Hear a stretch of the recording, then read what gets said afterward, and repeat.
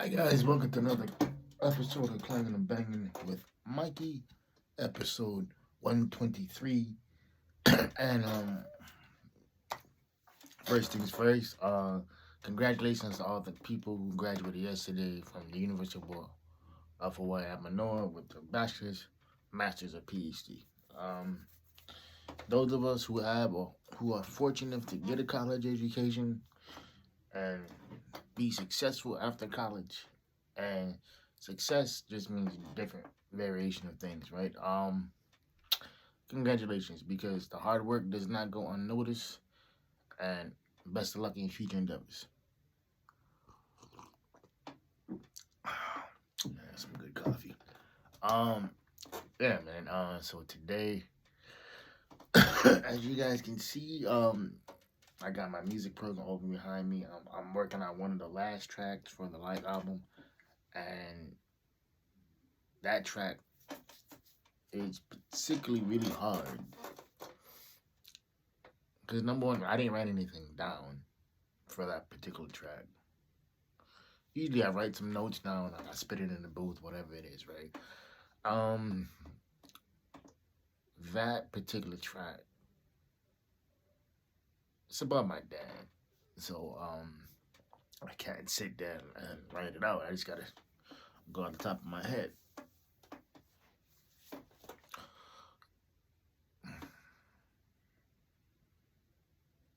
And it's crazy because those who knew my dad, I'm pretty much splitting the image of him. Not as dark as he was, but pretty much you put up a picture from his 20s or his 30s, and I look exactly like him. And I was having a conversation with a friend of mine last night, and we was talking about because she's married and everything too, right? And she was talking about how men and women are different, and the conversation of cheating came up, right? And so I told her like, yo, honestly, if a woman takes us back, and from a guy's point of view, if a woman takes us back and we cheated on her, that tells us one thing, that you don't mind being cheated on. Because if you did, you wouldn't be entertaining this shit, right? And I said the exact same shit that her husband said. I think the husband has said, well, if you take us back, that means you're okay with what happened, and that means you're okay with how you want to be treated. And she was like, wait, what? I was like, yeah, because if you weren't okay with it, why would you still be in the situation? And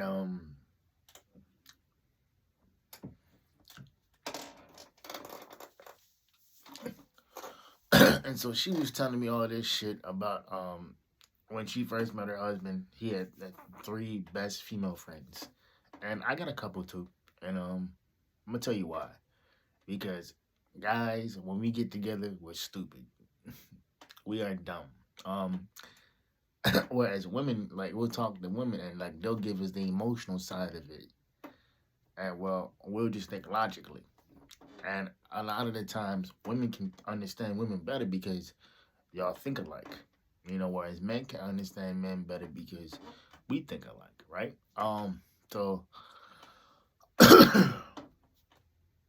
and so me and her were talking, and I said, well, honestly, too, it just comes on because I think she's been with her husband for like 10 years or something, right? 10, 11 years, something like that. And then she was telling me, like, man, it's been so long since I dated, I don't even know. And same, I've been single for a minute, but haven't really dated. And I'm gonna tell you why I haven't dated, man. Likely because nothing really out there, you know, sustains me. Keeps me, wanting to come back. And when I say that, it's like it's not just physical for me. It's like physically, a bride could be bad, and I've had some baddies too. But if that mental connection isn't there, then what are we doing? You know, it doesn't make any sense for me to be in a situation where I'm not being stimulated mentally, emotionally, or if there's nothing of substance outside of sex. Like if sex is all you talk about, all you want to do, but you don't want to go to the movies, you don't want to talk about what you're reading, you don't want to go to the park, have a picnic, that type of shit, right? I mean, don't get me wrong. Situationships, friends with benefits, all that shit is fun, It is, you know. But if you don't have that connection mentally, if you don't feel safe or comfortable mentally, then what are you doing? Um, I think it's extremely important to realize that too, because a lot of people will say, "Yeah, I feel comfortable with you, this and this and that," but when it comes time to open up and and handle shit like an adult, a lot of people don't know how to do that. I got asked one time, it's like, yo, like why you so nonchalant about shit? Why don't you don't let shit bother you? It's like, no, like don't get me wrong, shit does bother me, but at the same time, I don't let it consume my whole day. I don't let it, if it happens that day, I'm gonna deal with it that day. I'm not gonna run from it. I'm not gonna make excuses for it because there's no point. And that's another thing too. I never really understood. Going through phones or switching phones for the day. Like who does that? You know,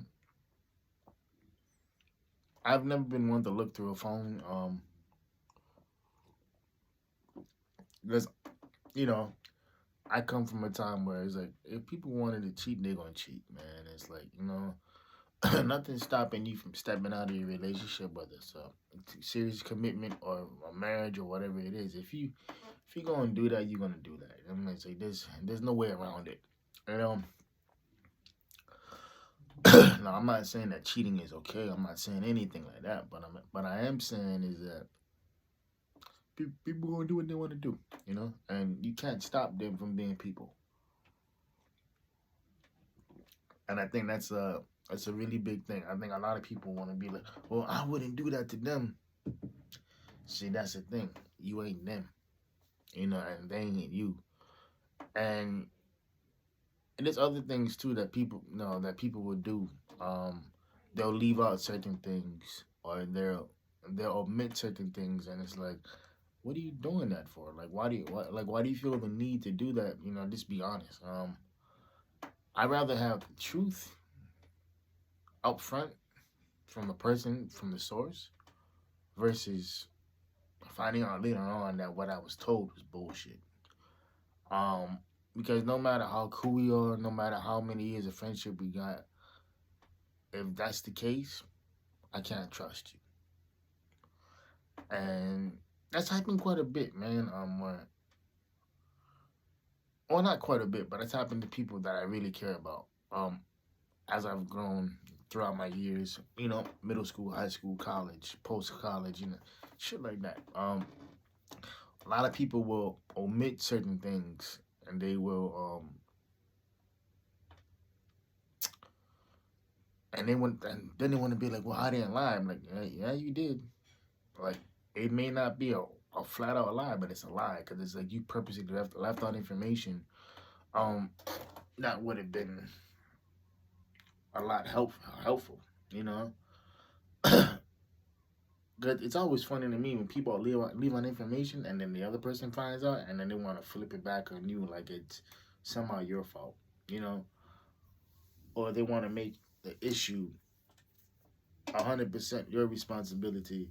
And you're like, yo, all you had to do is be truthful. You couldn't do that. So what you want me to do about that?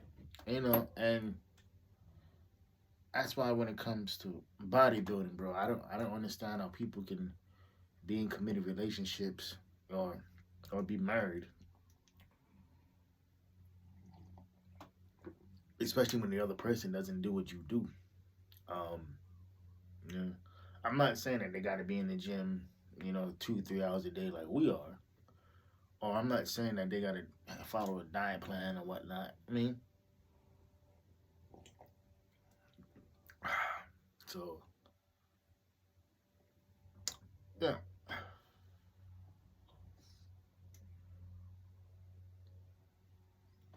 and I think that's extremely important, man. Is like to realize is like loving. I can't think of his brother's name right now, but he's on Raising Canaan, 50 Cent show. What's that one brother's name?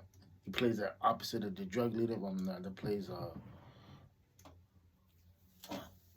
Canaan's mom's character. Anyway, he was on a podcast. And he said, "Yo, the biggest lesson I learned that love isn't enough.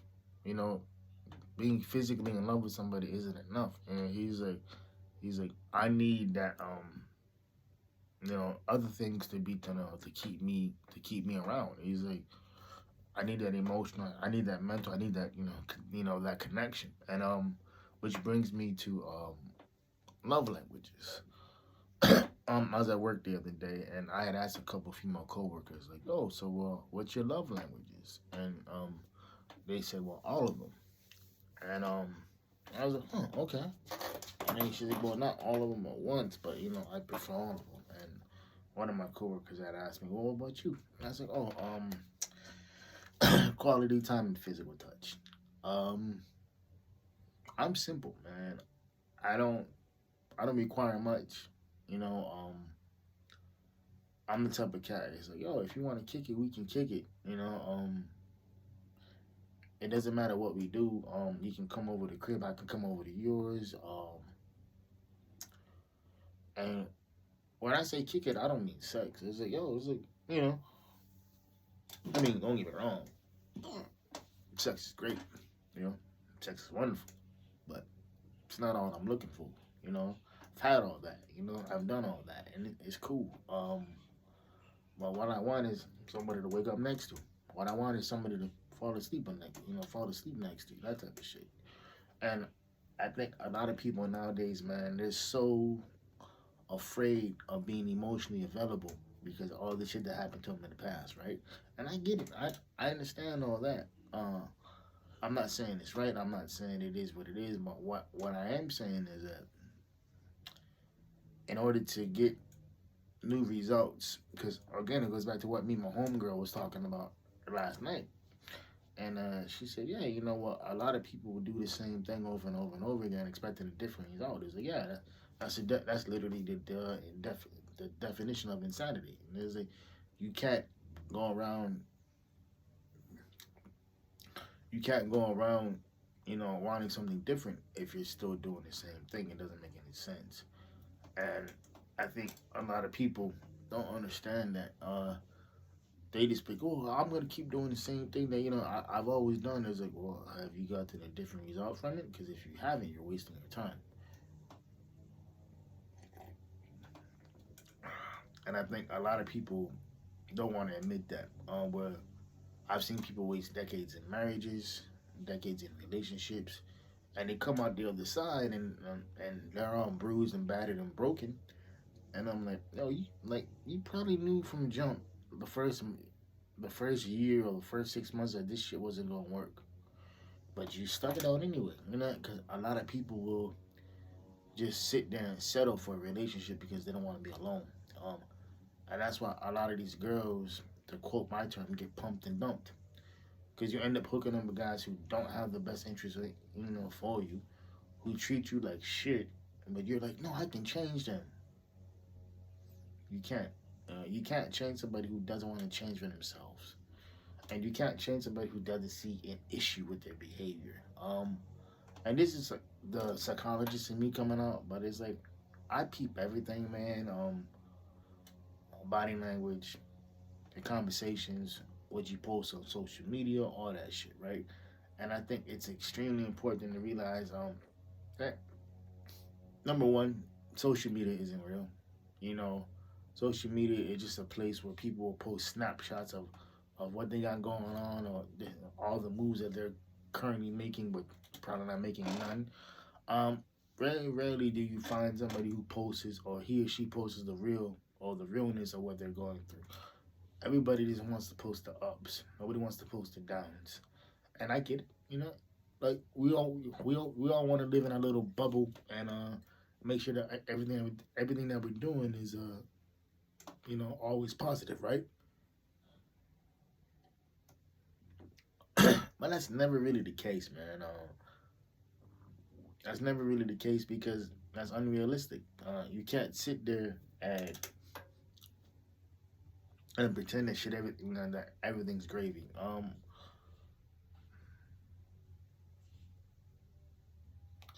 And I think with to wrap this all up, go back to my life album. I think that's what this album represents, man.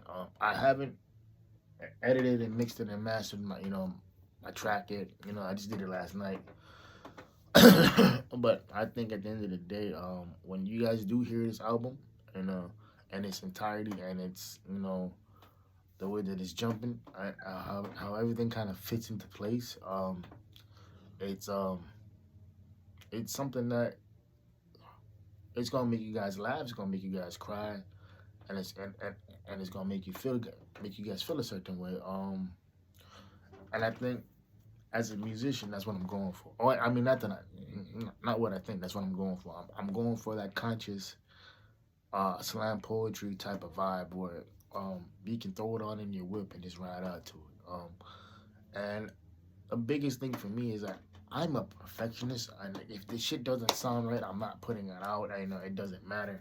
Um, and that's one thing I have to stop doing because not every project that I do is gonna be like that. Not every project that I do is gonna be A1 bangers or A1 everything because it's not possible. But what I am gonna start doing, I am gonna start putting out more music and just uh, putting my voice out there and everything too because the world needs to hear what I gotta say. All right, y'all. Just about 17 minutes of your life that you won't get back. I hope y'all keeping the 4 P's. Private player, positive pushing. See y'all next week Sunday. Love y'all. And like I always say, know your worth. Goals.